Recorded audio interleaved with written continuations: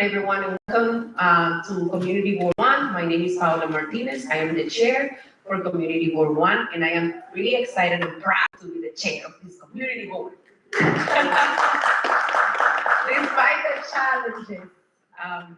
So we don't have quorum yet, and we do have a few voting items.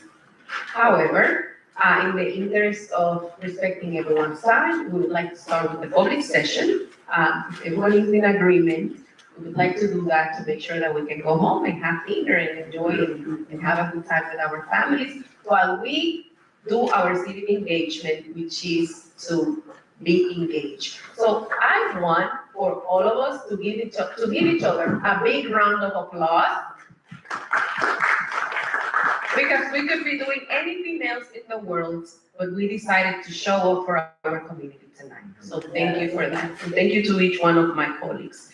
So with that said, there's a few things. Okay, so in the public session, we have someone that has already requested to participate tonight. Another thing that I wanted to announce. Yes. So I wanted to congratulate our colleague Amanda Perez, who has been appointed as the new chair for the Education Committee. Can we please give her a big round? We also want to thank our dear Stephanie Calzado. She's not here tonight, but she has been an amazing collaborator for Community Board 1, putting together beautiful events for the community, always bringing attention to the needs of the young people, and her work was incredibly valued. For reasons that are out of her control, she's not going to be able to continue to be the chair, and we have someone that I know will continue to do amazing work, and we're very happy for that. So I just want to give Amanda the opportunity to say a few words.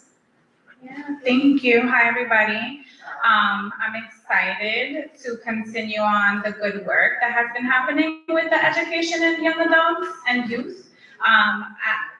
During the day, I run the Bronx Family Enrichment Center, where we provide space for families, for children, and ensuring that the people of the community have access to resources to ensure that children are protected and that families are thriving.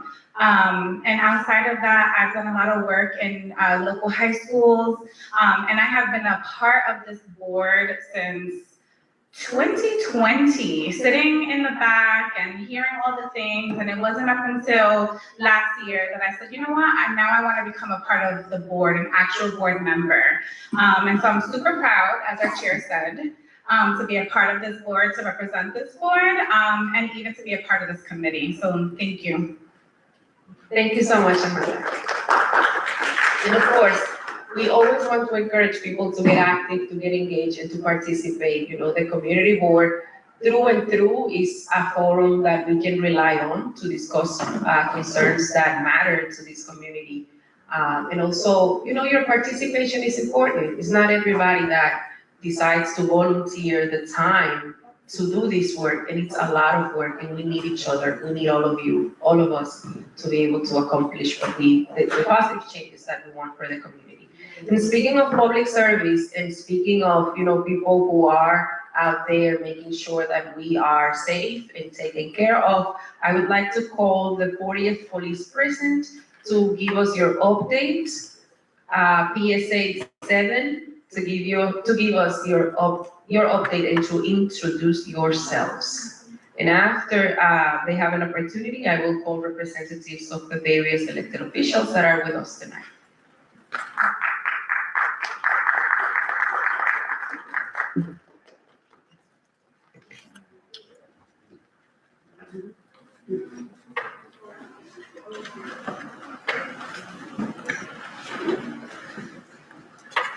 Hi, good evening, everybody. I'm Captain John, the Executive Officer of Police Service Area 7. Unfortunately, Captain Hidalgo couldn't make it tonight. Actually, he has very good news. He's actually getting promoted tomorrow, so he's preparing for that ceremony. So, actually, can we give him a round of applause? It's a very big accomplishment for him.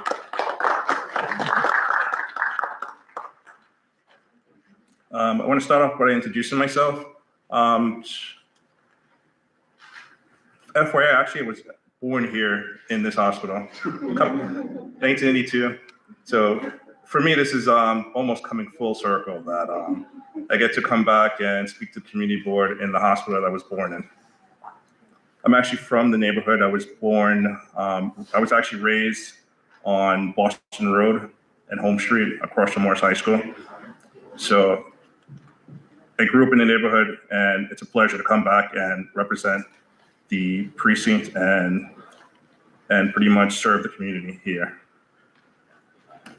What I want to talk about today is the homicide that we had on Thursday, April 16th at approximately 10:20 p.m. at the rear of 200 East 138th Street in the Mitchell houses.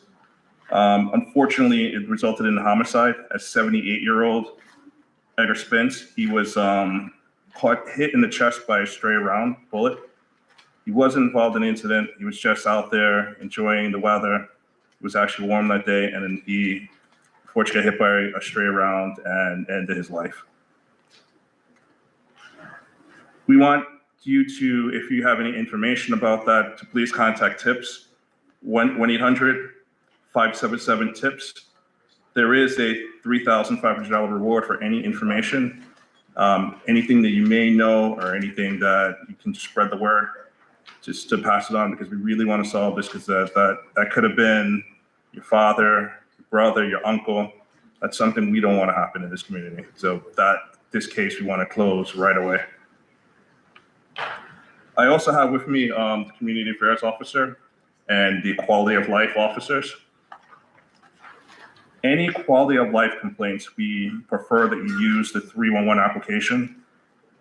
We strive with the 311 application. We can track, monitor, analyze to see where our complaints are coming from, where our hotspots are. So we want you to use that application, and we strive for a 45-minute response to all 311 quality of life complaints.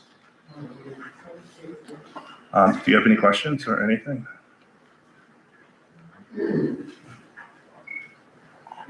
Yes, ma'am. Are you guys, We're mostly responsible for the housing developments, okay, but that's something I can mention to the 40 precinct, and you can speak to me afterwards, and I can relay that information to you. Is it just loose pit bulls on the bus itself? Yeah. Yeah, it's something completely unacceptable. All dogs should be leashed, and that is a offense. So if you see that, you can actually utilize 311. Actually, no, I wouldn't utilize 311. I would use that as 911, because it's kind of an emergency, because we don't want that dog to bite or injure anybody. But it's mostly the precinct police officers will respond to that type of incident. so who would